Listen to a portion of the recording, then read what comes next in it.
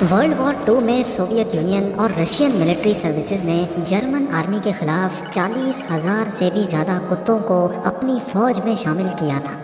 German tanks کے خلاف استعمال ہونے والے ان کتوں کو اینٹی ٹینک ڈاگز کے نام سے یاد کیا جاتا ہے۔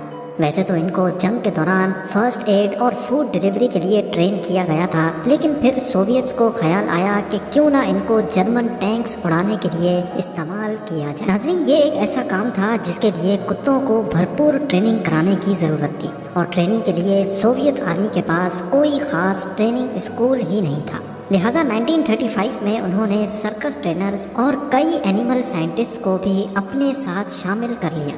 آئیڈیا یہ تھا کہ ایک بم کو کتے پر باندھ کر دشمن کی ٹینکس کے پاس بھیجا جائے گا۔ وہاں پہنچنے پر کتا ایک لیور کو اپنے دانتوں سے کھینچے گا تو بم وہیں گر جائے گا، اور پھر کتا واپس اپنے ٹرینر کے پاس آ جائے گا۔ اس کے بعد اس بم کو ٹائمر یا پھر ریموٹ کنٹرول کے ذریعے پھاڑ دیا جائے گا۔ اگر ٹرینڈ جرمن شیفرڈ کی بات کی جائے تو یہ کام ان کے لیے کوئی مشکل نہیں تھا۔ کتوں کے ایک گروپ کو ٹریننگ دی گئی، لیکن 6 مہینوں کی ٹریننگ کے بعد بھی کوئی ایک بھی کتا اس ٹاسک میں مہارت حاصل نہ کر سکا۔ اس کی وجہ یہ تھی کہ ان کو ایک کھڑی ہوئی ٹینک پر ٹریننگ دی جا رہی تھی، اور جب ٹیسٹنگ کے طور پہ ان کو نئی لوکیشن پہ اور چلتی ہوئی ٹینک کے سامنے یہ ٹاسک دیا گیا تو کتے کنفیوز ہو جاتے تھے کہ بم کو کہاں گرانا ہے، اور اس بات کے کافی چانسز تھے کہ میدان جنگ میں کتے یہ بم واپس اپنے ٹرینر کے پاس لے کر آئیں گے۔ صرف اتنا ہی نہیں، اگر ان میں ٹائمر بم لگا ہوگا تو وہ واپس آ کر الٹا سوویتس کے بیچ میں ہی آ کر پھٹ سکتے ہیں۔ اس مسئلے سے نمٹنے کے لیے ایک نیا آئیڈیا اپنایا گیا۔ اس بار کتوں پہ ایسے بم لگائے گئے جو کسی بھی چیز سے ٹچ ہوتے ہی پھٹ جائیں گے۔ ظاہر ہے اس میں کتا بھی مارا جائے گا۔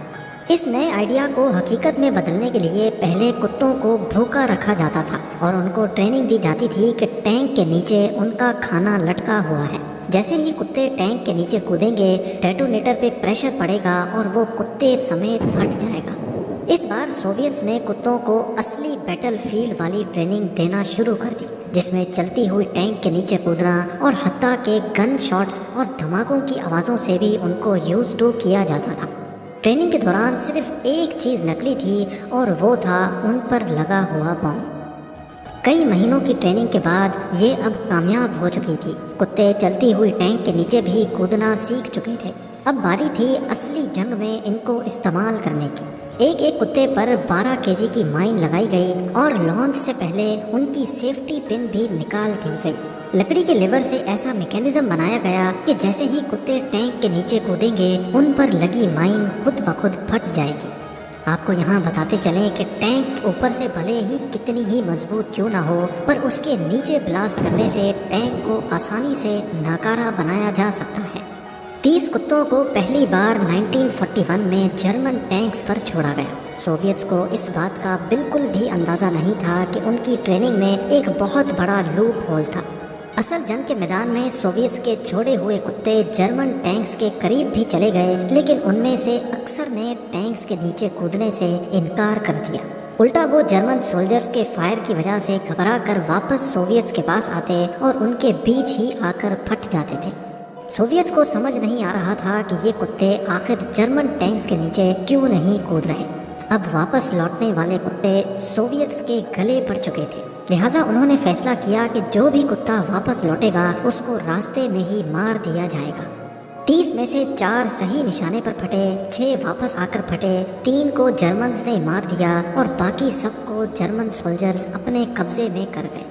سوویتس کو کتوں کا جرمن ٹینکس کے نیچے نہ کودنے کی اصل وجہ ابھی تک معلوم نہیں پڑی تھی۔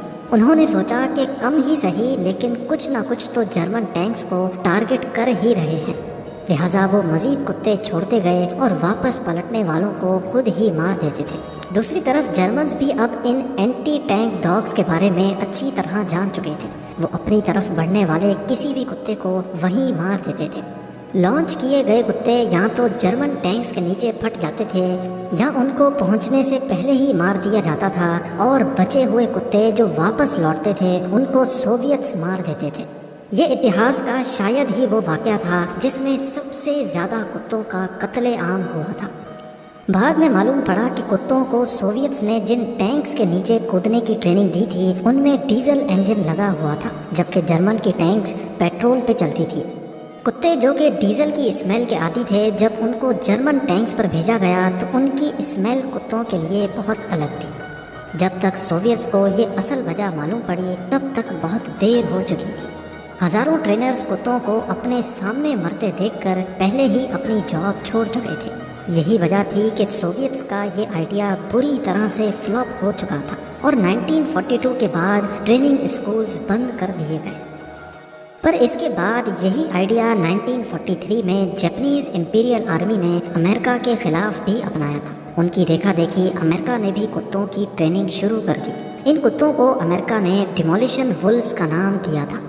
بمبر کتے جاپنیز بنکر میں جاتے اور پھٹ جاتے تھے، لیکن یو ایس اے کو بھی سیم مسئلے کا سامنا تھا کہ اکثر کتے بنکر میں جانے کے بجائے واپس لوٹ آتے تھے۔ اگلے کئی مہینوں تک کتوں کے واپس لوٹنے کا کوئی خاص سولوشن نہ نکل سکا، لہٰذا 17 دسمبر 1943 کو امریکہ نے بھی ہار مانی اور سیفٹی کی وجہ سے ڈیمولیشن وولفز پروگرام ٹرمینیٹ کر دیا۔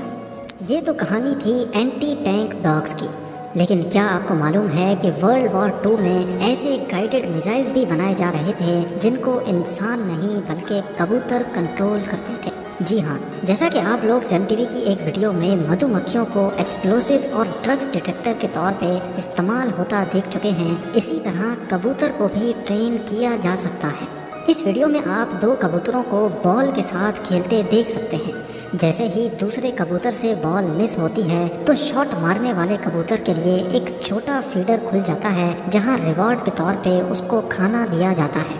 لیکن سوال ہے کہ پنگ پونگ بال کھیلنے والے کبوتر ایک میزائل کو کیسے آپریٹ کر سکتے ہیں؟